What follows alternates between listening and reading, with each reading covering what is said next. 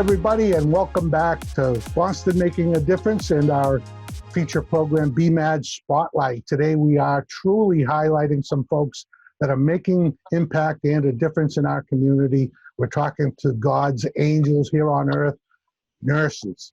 So we're going to start off by first talking to Sheila Wilson, who runs an organization called Stop Healthcare Violence. So Sheila, welcome to the program with your friends Amy and Beckett.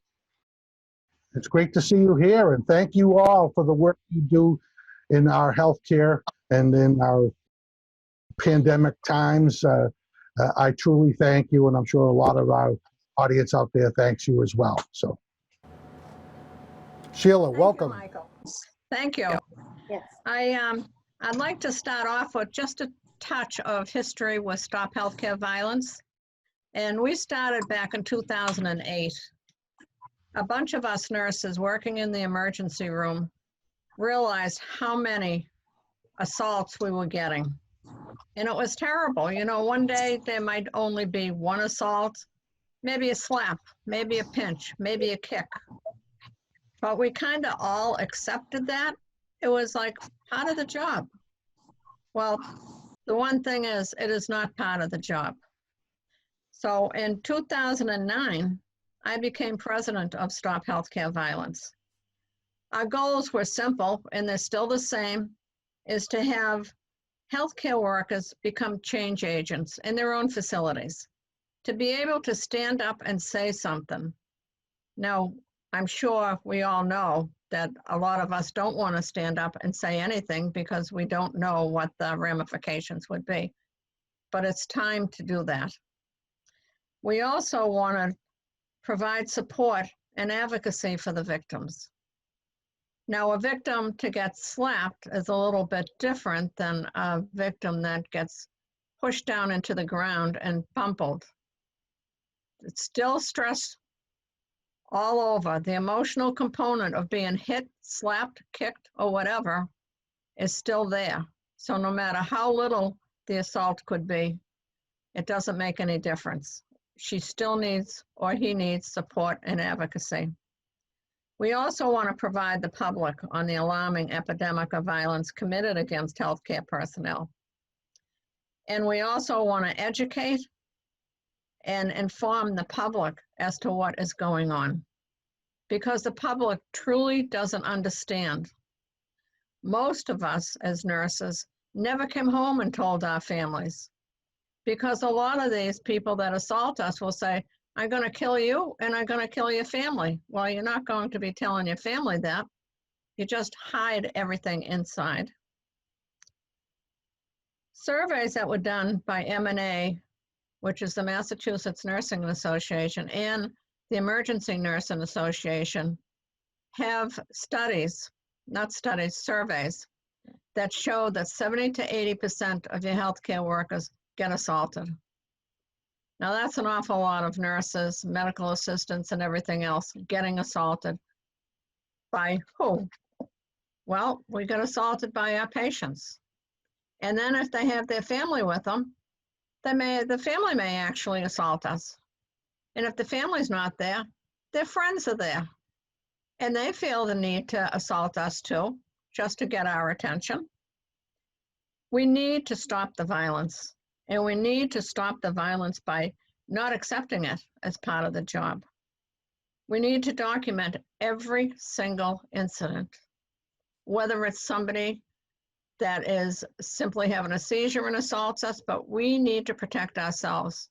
We're not going to bring them to court or anything, but we need to make sure that it's all documented and that the hospitals understand that this is what's happening.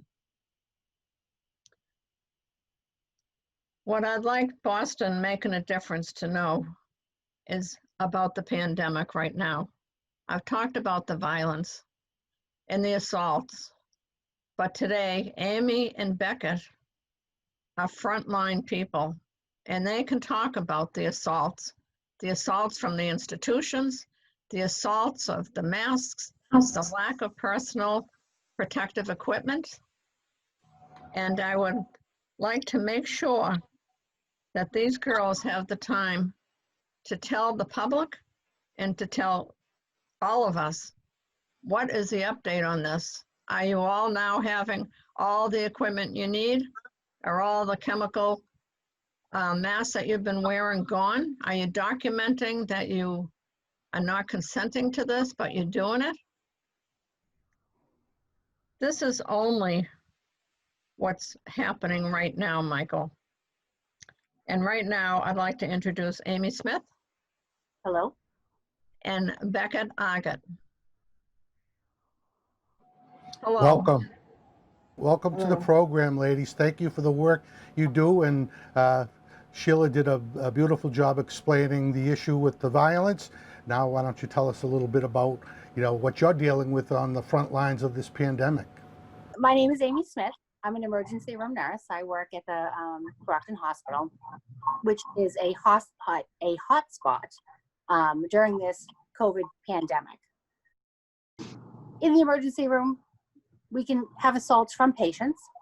We've been limiting the assaults from the family members and the visitors, as right now we're not allowing that to happen, right? They're not going into the hospital.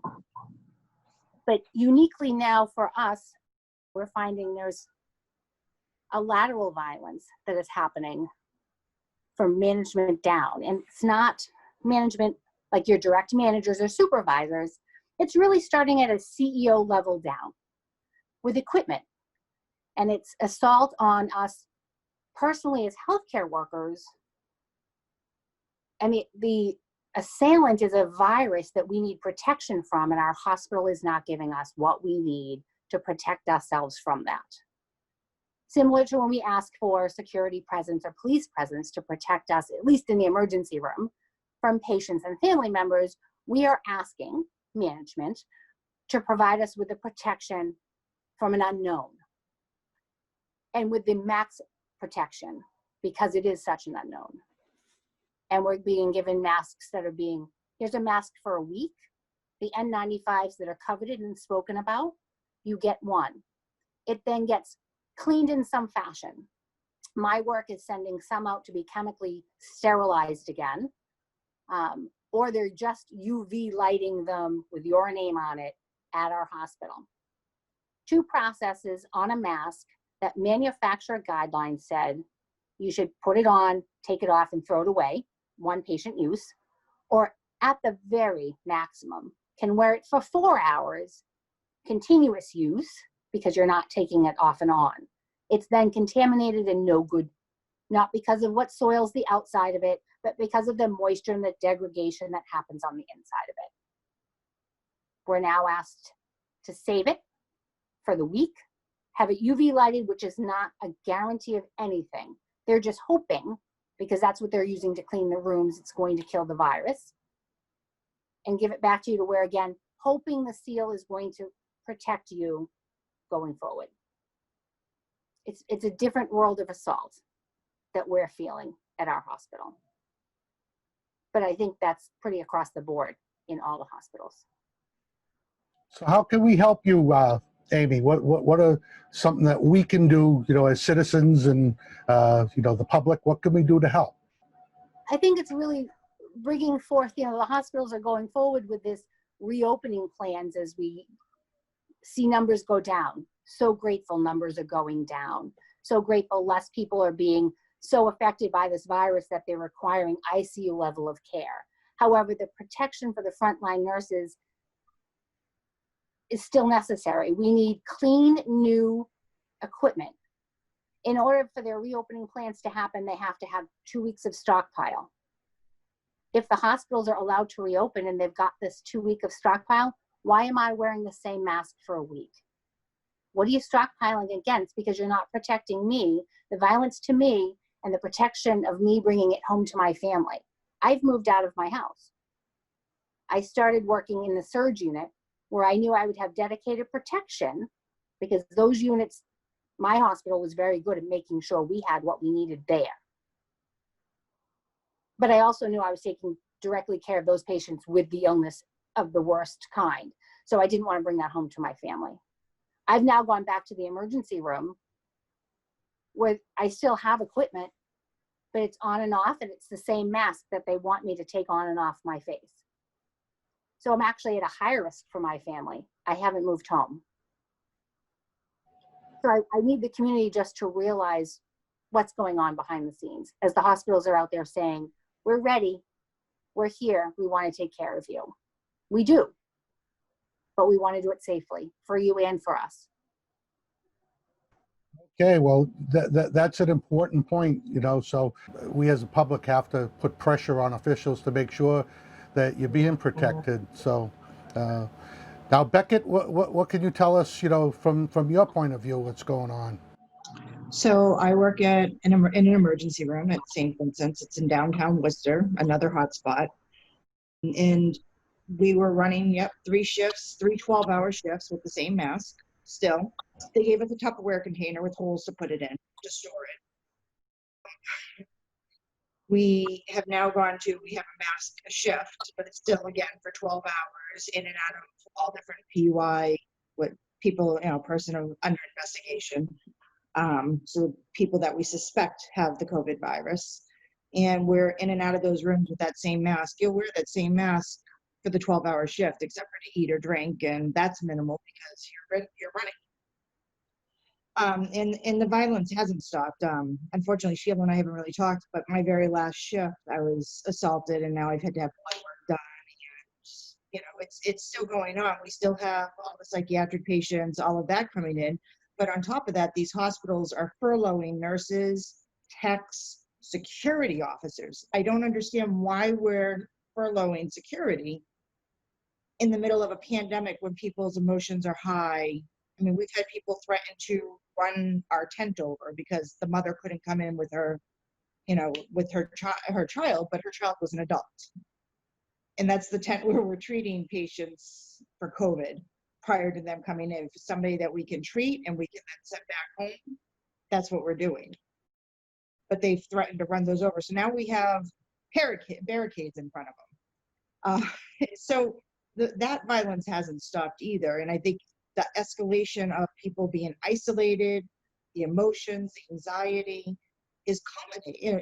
It's building up. It's getting ready to erupt. And unfortunately, we're the only people that they have contact with finally after being at home. And now they're sick, and now they're frustrated, and now they can't go in with their family members. And we're the ones telling them, no, you can't come in, I'm sorry. We're the ones they lash out at. And for the most part, I'll say that the public's been very respectful. There's been a lot of show of support. But yeah, PPE is a big problem. Our personal protective equipment's a big problem. We had to wear the same cheap plastic, which are one-use gowns, over and over during a shift and wipe ourselves down with bleach. We just got, last week, actually, Ford sent us gowns that they made out of airbags. And these are bigger, better, which is great because, the blue gowns weren't even fitting half the men that work in my department with us. These actually fit, but again, we're wiping them down and reusing them through a shift. So you don't know who's possibly infected, who's not. And we're going room to room, hoping that we got all of the virus during our wipe down. Now, is this a problem with, budget? They don't have the equipment, or is it a matter of supply? It's not there?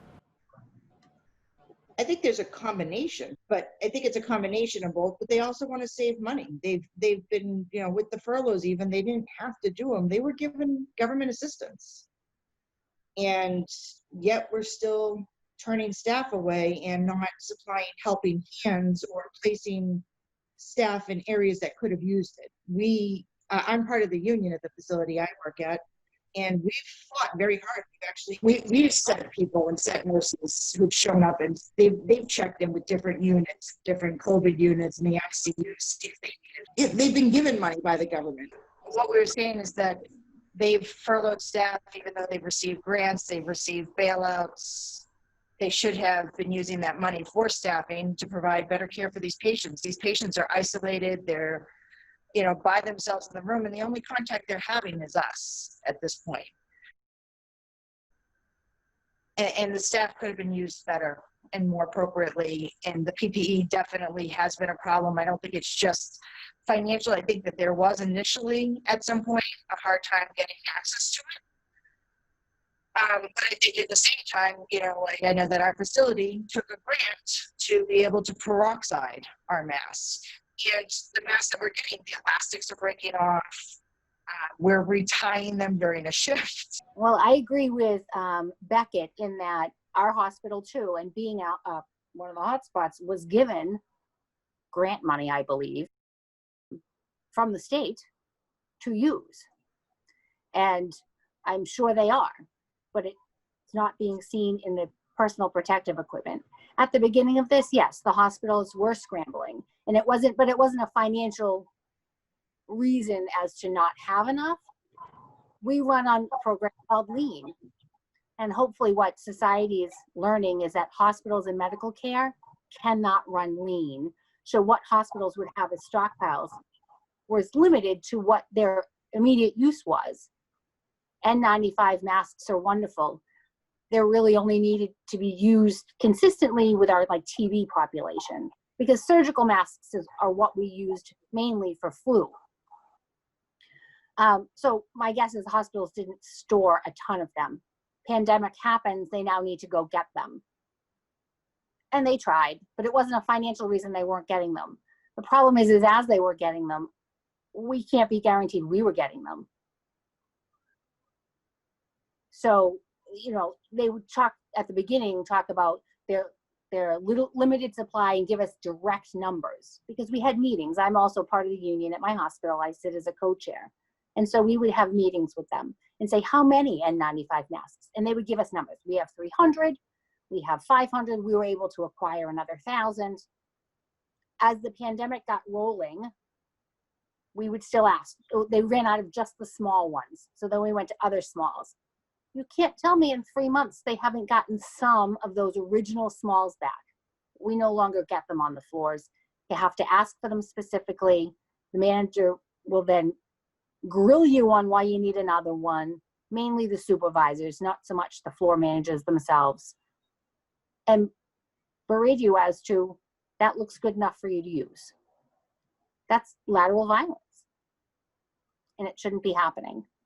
Certainly not to the hospitals make their money because of nursing care.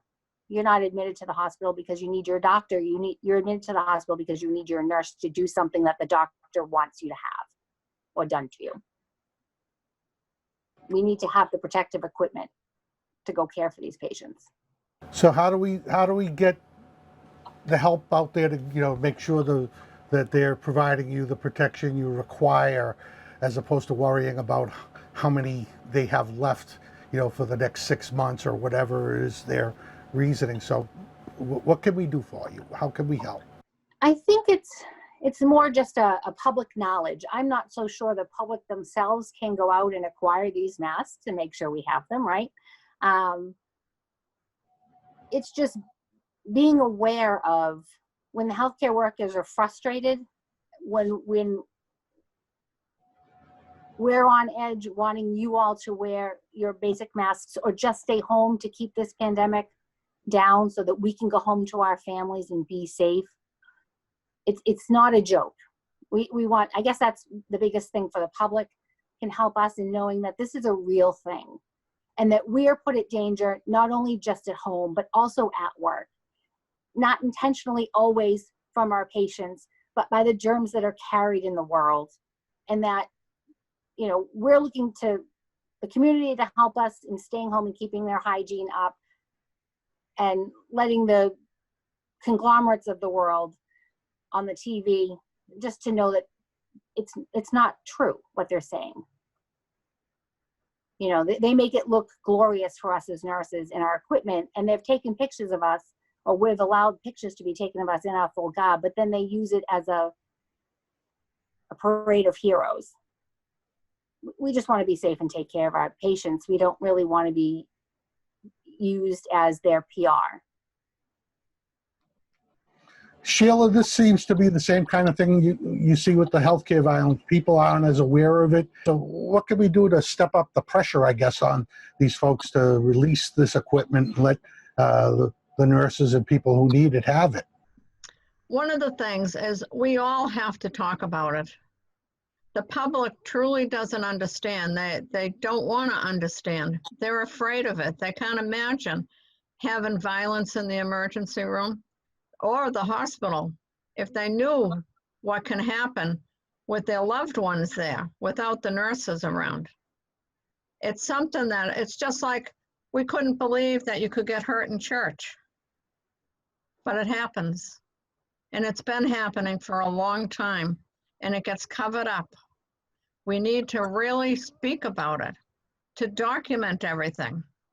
As one nurse, she got kicked one time and she ended up dying a few days later because of a blood clot. That has to be documented. The nurses now have to document that they're being made to wear these masks that are chemicals. Nobody knows in 2 years, 5 years, what these chemicals are going to do to their lungs. That's like 9/11 with the firefighters. What happened to their lungs with what was going on with the atmosphere? This is terrible. The nurses have the knowledge, they have the skill, everything. I would want these 2 nurses taking care of my family, but I would want them to be safe because you never know what the family can give them. And they're young, they're just starting out. I don't know what more. Everybody knows, you know, with the pandemic, everybody knows that they need the protective equipment. But it's like, who does anything? Nobody seems to do anything about it. So I don't know. I mean, God, the governor is good. He's so up to his eyeballs in just the pandemic alone. He did, I don't know if it was Mayor Walsh or the governor talking about what Stewart did. Mayor Walsh. Amy, can you talk about what Stewart did? Mayor Walsh had gone on, and I don't know that he named Stewart specifically, but he had said that they had stockpiles of gowns. And he did say that if you have equipment, you are to give it to the nurses now, not stockpile it for your future date of something. And maybe that is something that the communities can do. Write a little letter, send a little note to their local hospitals, just hoping that they are one of the few, assuming maybe there's one somewhere, giving the equipment to their nurses the way it was intended. Yeah, That's that a would be. good point. It is. That's a real good point. And some of these nurses, I was trying to look at your faces, and I've seen some of the nurses with the marks on their faces from wearing the masks for hours and hours. I have bruising all here. It's all bruised, and you can't really touch it. It's very sore. And I have a bump on my nose here. And the black and blues. Mm-hmm. We're getting black and blue eyes from it. Like, this is not, the yellowing is getting, that's a day old. Yeah. I'm thinking an abscess is probably going to end up here. It hasn't happened yet, but man, oh. We're all breaking out and getting dry from it. And it's that like should never aging in happen. reverse. So these are the issues, Michael, that you don't know. The public doesn't know.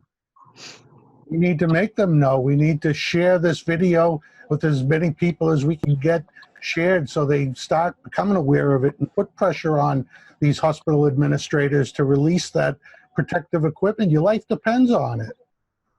I agree. And I think maybe that is the best way, because from a government standpoint, we're not seeing any withholding, at least not that we're aware of. Mm-hmm. But it's the hospitals.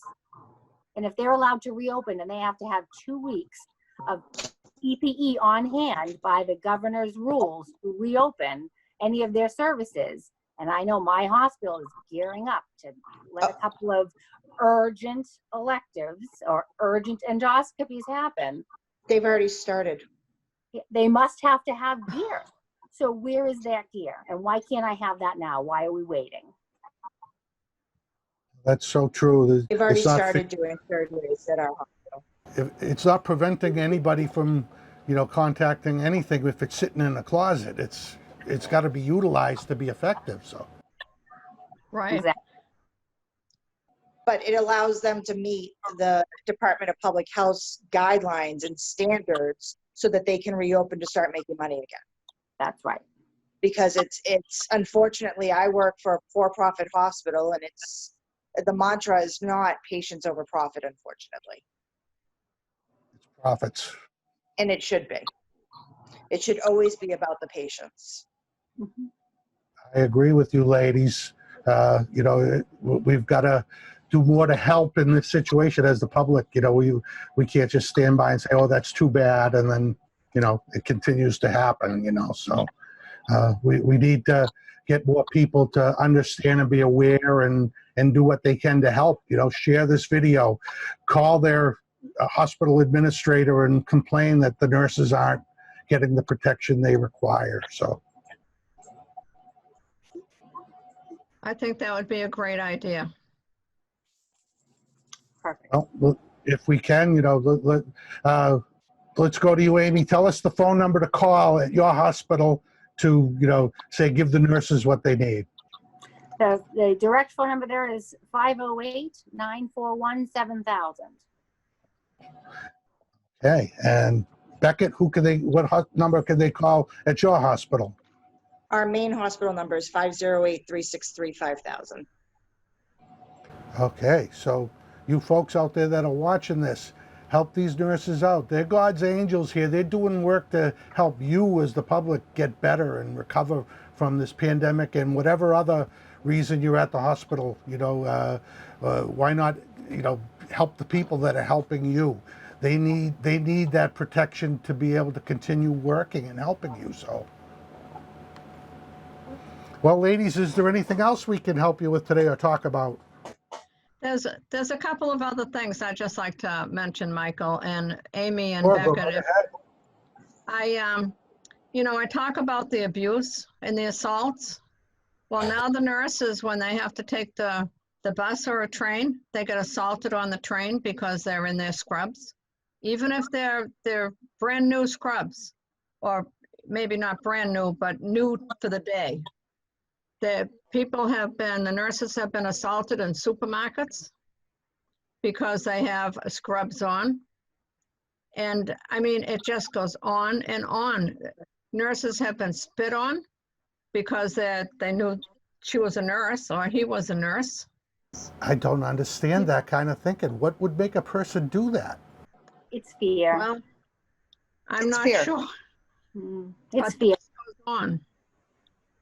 The other thing is that nurses have been having post-traumatic stress syndrome, and they're also having increased anxiety, and there has been suicides among the nurses. And this is something that we all need to to be mindful of, because this reminds me of the Vietnam vets that came back and we missed the boat with them. Too many of them saw too much and couldn't handle it. And I would hate to see our nurses, our healthcare workers, not just nurses, the respiratory therapists, the x-ray techs, ultrasound, CAT scanners, everybody that works in this pandemic, at least be supported and taken care of. If they can't do a mask, I don't know what's going to happen in the long run. But if you girls would like to say something else. I think, unfortunately, that's going to be up to us. I was just actually talking to our crisis team, one of our social workers the other night, and we both agreed that we don't have enough mental health services right now just for the mental health population, never mind for this huge wave of healthcare providers that are going to come down the train. And it's, as you said, it's not only just the nurses, it's the docs, it's the medics, it's the EMTs. It's all of us that have been on the front line of this. Even the police and the fire. I mean, it's all of us that are on the front lines, maintaining and taking care of the public while they're sick. And, as Amy said, she's isolated from her family. I'm isolated from mine. I'm living in a college dorm again. This is 20 years, didn't picture being on a college dorm mattress again, but that's what we're doing to protect our families. So not only are we in a moment of just a pandemic that we couldn't have even fathomed how severe this is, but then we're now also isolated from the ones who support us and love us, and we can't hug our family. We can't, at the end of a bad day, when you have that bad code, you go home and you hug your loved ones. You see that kid that got hurt, you go home and you hug your kid, and you're grateful for that moment with your child and appreciate that they're healthy. And we can't do that right now. Right. So the coping mechanisms that we usually have in place are gone. Yep. So we've had to either learn new ones, and afterwards, and we're still in that mode. We're still, I don't know about you, Amy, but we're still in that mental mode of, if there's a trauma and you're on shift, you don't deal with that then. No, You you don't have time because you have another Yep. You put it off, and you go on to the next task. You go on to the next patient. You go on to the next problem, and you prioritize. So we're never, as typically as nurses and as mothers and as women, we don't tend to prioritize ourselves. So during this, we haven't been either. We're just putting off the baggage. As my father always says, you're just filling the bag. And right now, people's bags are pretty full, and they're going to start breaking. And we don't have time for that. I think at this point, Amy, we're just starting the second bag. Exactly. I mean, my hospital's finally putting up tents today, preparing for another surge. And I was just having a conversation yesterday with my husband, and he's going, well, the country's opening up. When are you coming back? Yeah, I need can't to feel handle that. comfortable. I can't. Yes. And that's, they've said that to me, well, when are you coming home? I'm like, well, I'm still taking care of these patients. It's not like there aren't these COVID patients still coming in and I'm not still being exposed, because how great is that mask seal? How great is that mask that we have on? If I was going with new equipment, I might feel a little better at this point about with going my home. own personal hygiene, but I don't. So it's just the risk of exposure and exposing our loved ones, and what we were talking about with the crisis team is that, we're going to have to set up groups, like literal support groups, where, that'll be beneficial to have those peer support and peer relations type of situations going on. But at the same time, it takes you at baseline 3 to 4 months to get in with a psychologist or a psychiatrist. And 3 to 4 months from now, we're going to have people breaking. Nobody's thinking about making an appointment now. And never mind that was just baseline. Right. Never mind with the surge that's coming of mental health issues, the PTSD, the anxiety, the depression, the sleep deprivation that's going to happen just from the repeat and the replays of everything that went on. I'm getting anxiety just hearing all this. This is like, you don't realize it until you hear it from, right from the people dealing with it. You're right, Michael. That's why it's so important, and I'm so happy that you invited us to come to Boston, making a difference. This is so, and this is only 2 nurses. There are so many out there, and they could tell different stories. I bet. It's sad. Well, I hope we can help some with this and get this program out there and share it with as many people, as we can, and, make more people aware of this problem. It's a multi-level problem. It's not just one thing. From what I'm hearing here, there's a lot of issues. There is a lot of issues. And these folks are the ones that will take care of your mom, your dad, your sister, your brother, your cousin, your child. And you want them to be safe, and you want your family to be safe. Absolutely. And it's not happening. And it's a right. It's not a privilege. It's a right. They should have that safety and protection required to do this public-facing job that's in a time that, none of us know what to expect next. We don't know. It's just happening as it happens. But this kind of stuff falls through the cracks. Nobody pays attention to it, but they need to, because you're the people that are taking care of us. If you're not there because you're sick and died, what are we going to do?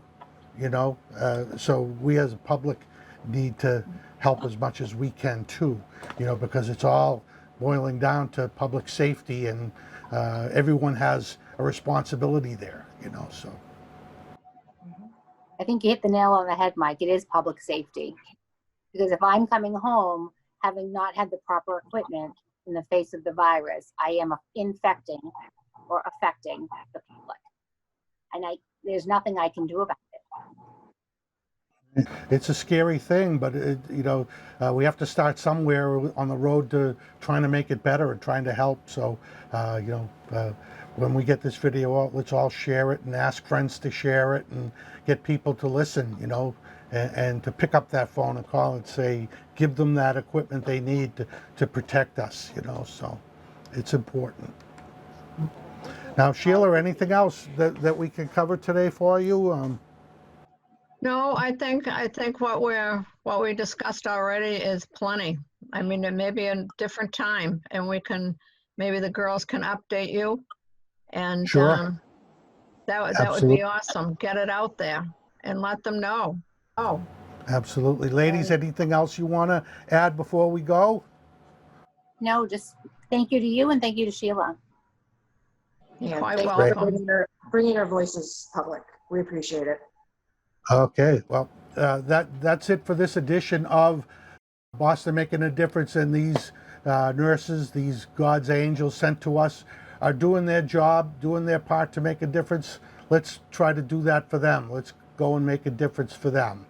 Pick up that phone, write your legislator, help these folks on the front lines deal with a worldwide problem that's right at our doorstep. And if we fall behind right here now, what are we going to do in 6 months from now if it's still going on? So let's help them right now. Go out and make a difference yourself and make the phone call.